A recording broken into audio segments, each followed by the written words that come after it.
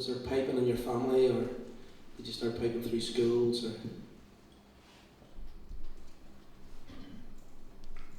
Or? So it started at the age of 9.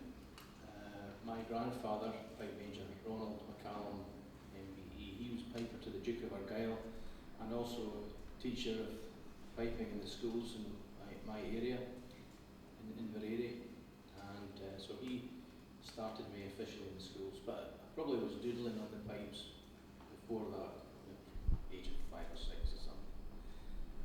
And so I come from quite a long list of pipers, a few generations back actually.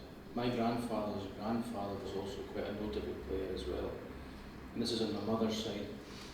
My dad, he played the accordion and a little bit of pipes, but there was always music in the house, whether it was Glenn Miller or Bing Crosby or whatever. But a lot of Scottish dance music as well. Both my mum and dad were sort of right into that as well, with sort of accordion, dance band stuff. So yeah, there's always music there. Age of 9.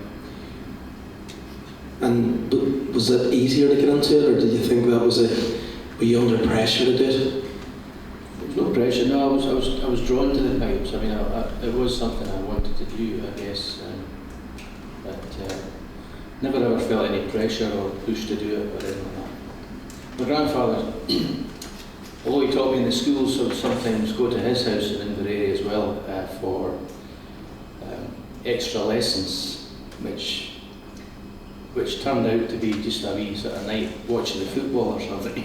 Didn't actually turn into lessons, but I do remember him teaching me the odd thing, by ear, actually teaching me a tune called The Seagull by Donald MacLeod, and he would sing the first bar of it or something, and I would try and mimic it on the chanter. We not quite get it right, and he would do it again until I got it fairly close, and so built it up. Before I knew it, I had some recognition of a part of that tune. So just be sort of things like that. There's never pressure, none. And what about bands then? I mean, you had that background, must have been more solo playing. What was your first band, or how did you get involved in your first band? So,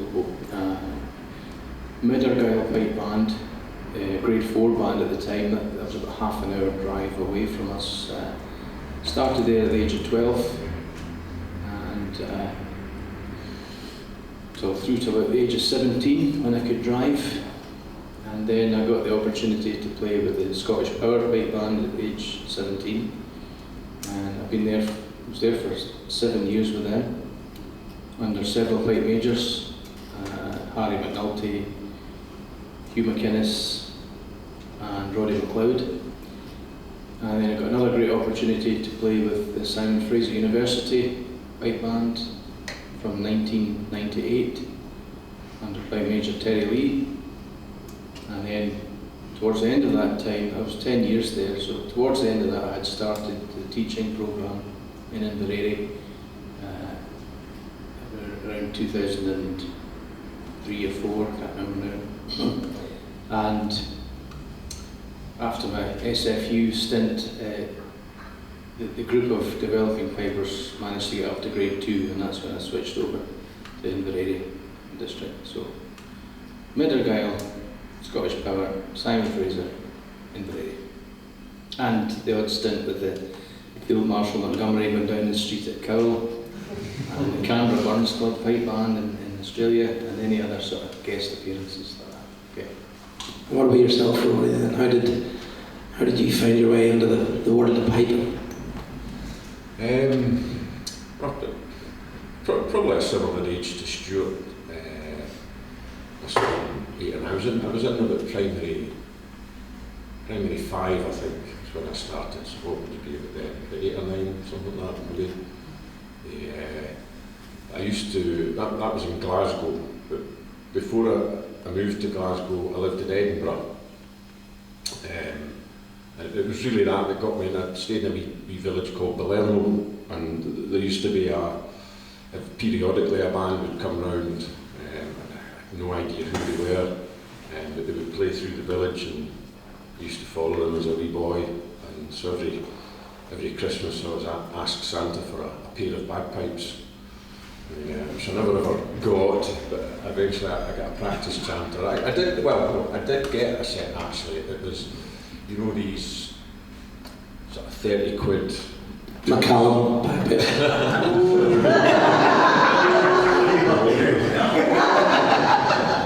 They're made in foreign countries. It's a wee set, you know, a toy set. So I had a set of them, and I had one LP.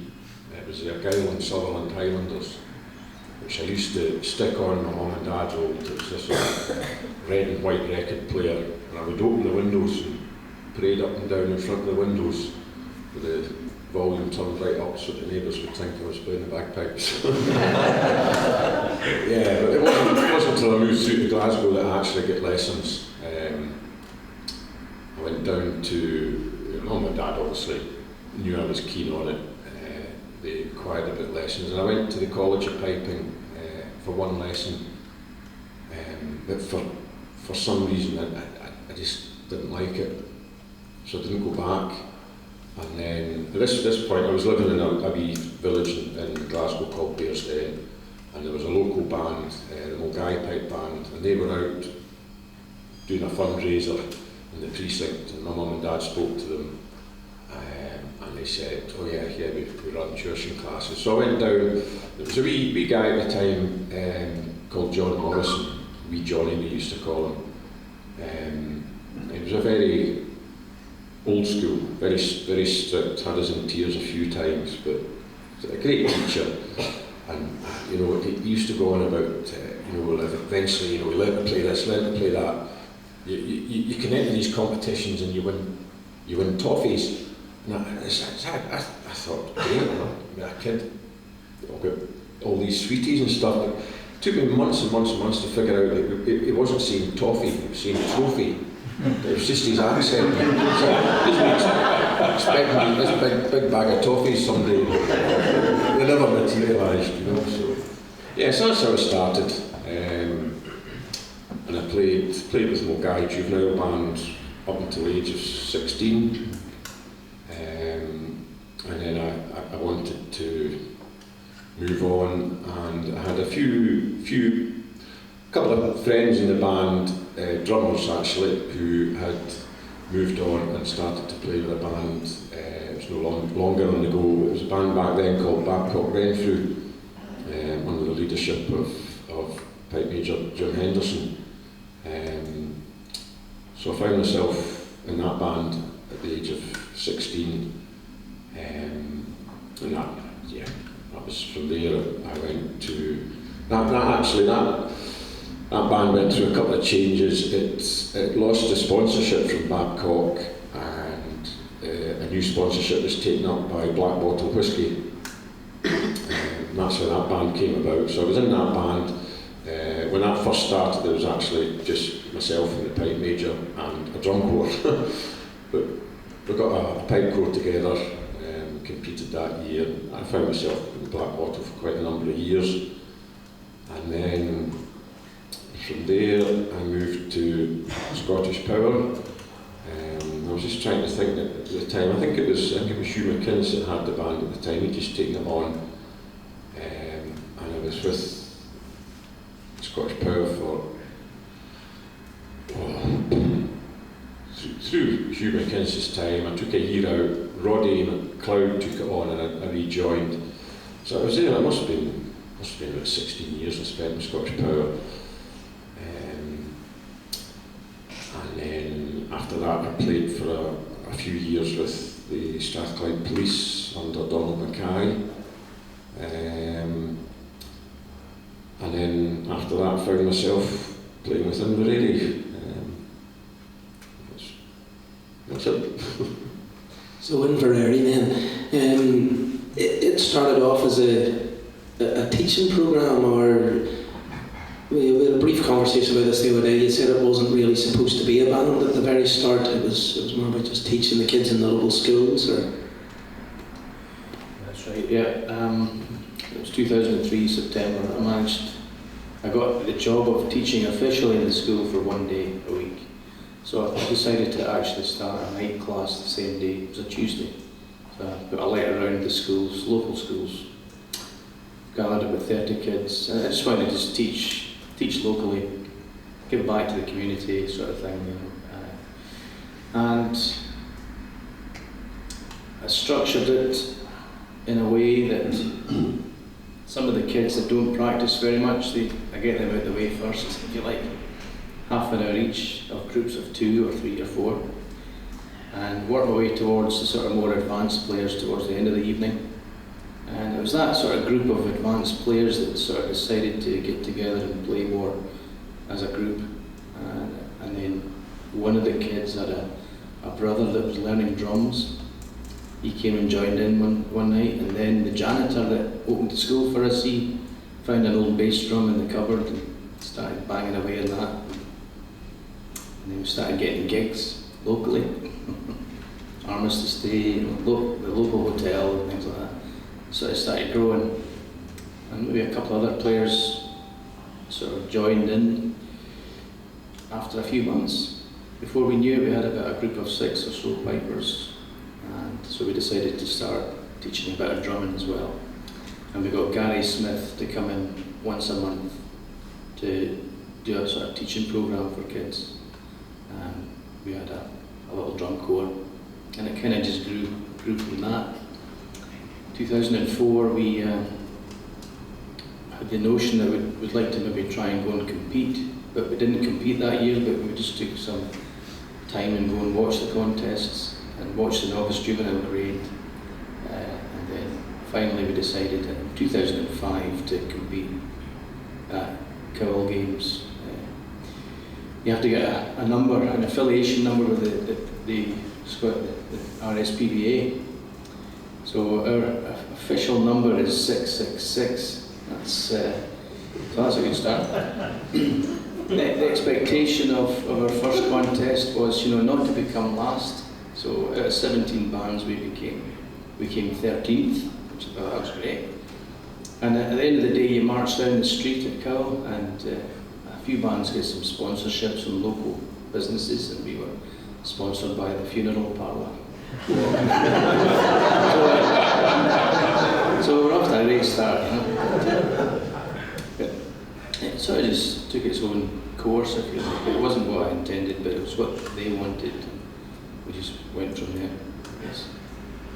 And at the start, the teaching programme in the schools, was that council funded, or was that funded by the kids, or? Yeah, it's elective. They can choose to do it if they want, and it's part council, and there's a trust, that Argyll Piping Trust, that also they put a great deal of money into it as well. Pretty much most of Argyll actually. Yeah. So it was all sort of funded there, just to sort of develop young players. So that's. And you're still doing that? Still doing that. In Argyll, in the same schools? Same schools, yeah. And are you the only tutor, or? No, we've got six or so tutors. Donald McPhee, Angus McCall, Ian McCarroll in Campbelltown, Craig Campbell in Dunoon, and there's also Isla Mull. So we're quite well represented for piping instruction at the moment. Hopefully it keeps going, touch wood. And yourself, Rory, then you're a reed maker. When did that start? What was your profession before? Before I started tinkering with reeds, electronics. I was worked with a company, and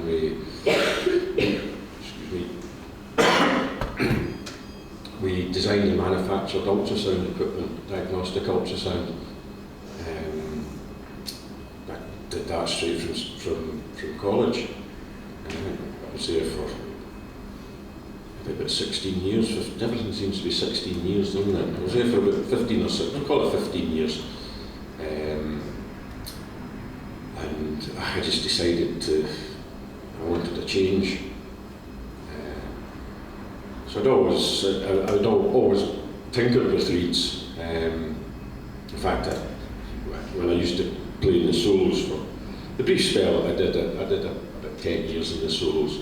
I think for 9 of those 10 years I played the same chant reed.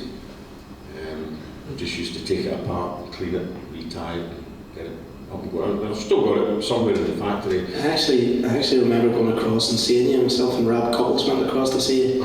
And I'm not joking, you took this reed out, and it was black. And he sort of struck it down and took it all apart. And he says, "No, I'll get this going. I can tie it all back together again." And that's that same reed, is it? Yeah, I would have been, yeah. And I promise you, I could get that going again tomorrow. I could lay my hands on it. It's amazing. And, you know, that was one of the old McAllister reeds that took. You know, I think I've got a slight hernia, and I think that's why. But yeah. You refuse to let it go.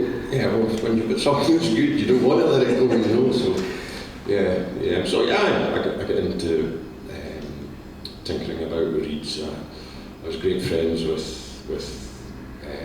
Kenny McLeod and Stuart McCallum, and we all played in the band together, Scottish Power at the time. We're just not back to Scottish Power, in between the Priest and Inveraray. I was back at Scottish Power under Grossart, so very enjoyable years back at Scottish Power under Grossart. So, so I messed about with reeds and was chatting with Kenny and Stuart and said, you know, I'm going to start doing this. Do you want to give us a hand? And they were very, very good. Welcomed me on board and gave me a tremendous amount of help to start the business up. And yeah, it's I think as a reed maker, it's not a profession that you're ever going to be rich from, but it's a very satisfying and very enjoyable. It gives you lots of opportunities to do things like this. At workshops elsewhere, travel, and you just enjoy your piping, you know. Oh, good. Back on the Inveraray then, the 2005 was your first competitive outing at Kyle, and then what came after that? What was the sort of rise then, sort of through the novice juvenile grades? Yeah, so we enjoyed ourselves very much. Getting that 13th place that we decided to do a whole season the following year. Was 13th last, was it? Yeah. So we took it upon ourselves to enter the novice juvenile, did the 5 majors. I think we broke into the prize list at Cowell the following year, if my memory serves me right. I can't remember exactly what it was. Every time I set expectations, it's like, well, I bet you'll never make the top 10, and if you do, I'll eat my pipe case or something like that. So, buggers, they would do it, you know, so I'd have to come up with Now, the one time, the pipe case thing, we actually got a cake made, an exact copy of my pipe case, and a wee party and we started eating, you know. Another one was, if you get in the top 10 in grade 2, I'll enter the solo drumming, All Ireland solo drumming or something. Sure enough, they did it. So I entered the All Ireland solo drumming, and I got second last, which I thought was actually great, because, well, it wasn't last. Anyway, so novice juvenile, broke the prize list in 2006, back into the season again in 2007, and we had a very successful run. A second place and 4 firsts. This is still novice juvenile. That's 2007, which then we got promoted to juvenile, and in 2008 we had a similar run. We had a very successful run. It's always a difficult grade. Juvenile, I always find, is tremendous standard, but I think we were just lucky that year, maybe, I don't know, but a second and 4 firsts that year. So we decided, the group decided to what direction they wanted to go in. They wanted to stick together. So the adult grades were suggested, so maybe we would try for grade 3 or something like that. But we ended up being graded into grade 2 from juvenile, which was a bit scary at first when you think about that. But we knuckled down, and so in 2009 we had all five of the majors that year in grade 2, so that promoted us to grade 1 in 2010, which seems like a long time ago now, but yeah, that's what we did.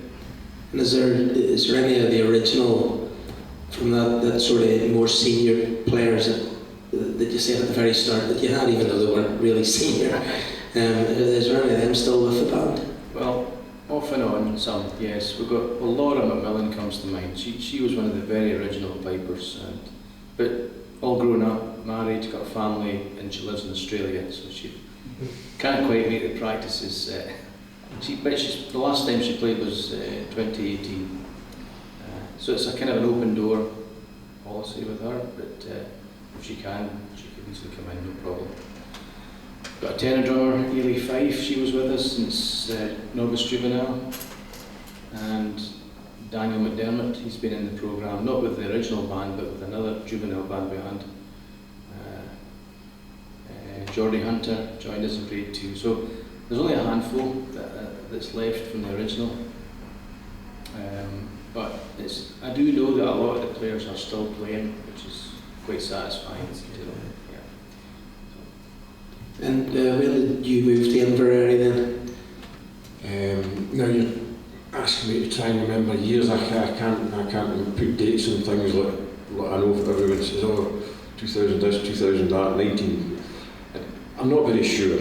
It was about 4 or 5 seasons ago. 4 or 5 seasons ago. It seems so much longer than that. Yeah, no, it was kind of just by a bit of banter actually that I found myself down in the band. I bumped into Stuart in the pub after the Euston Barra competition, and I was kind of in between bands at the time, and I knew Inveraray were heading out to Virginia, so I just kind of jokingly said, if any of your guys drop out, give me a shout. And about a month later I got a phone call saying from the guy in the band, Duncan Beattie. I was in Germany at the time, and I took the call, and he said, Stuart said you could maybe help us out. I said, yeah, absolutely. So I think it was in 2 or 3 weeks later I found myself out in Virginia with the band, and been there ever since. And yeah, absolutely thoroughly enjoying it. Yeah, there's lots of opportunities piping. What sort of, you're saying in Virginia, what sort of travelling or countries have you been to, or I mean, you do quite a little bit of teaching as well. You go across. Yeah, I do quite a few workshops and teach a few bands. A few bands I see in Germany. One band I've been seeing for years, Crest Gordon. If they were here just now, you would get a big from them. But yeah, I love it. It's great fun. It's a grade 4 band. It's a completely different kind of piping to it's not a different kind of piping. It's a different feeling for me. You go over, you teach these people, you see how they come on, and you see them coming on leaps and bounds, but it's just such an enjoyable experience. I've competed with the band for a number of years now, and it's not like competing over here or back home where there's a lot of pressure, a lot of nerves. It's enjoyable piping, whereas the competition scene here is quite stressful piping. So it's different in that way, and yeah, I love it. So yeah, countries I've been, I don't know, China, Hong Kong, Australia, Rome, Germany, France, Brittany, America, loads of places. It's great. Northern Ireland. Northern Ireland. Yeah. Southern Ireland. Hong Kong. Just, yeah, love it. Travelling's great, and it's great. It's great meeting such a massive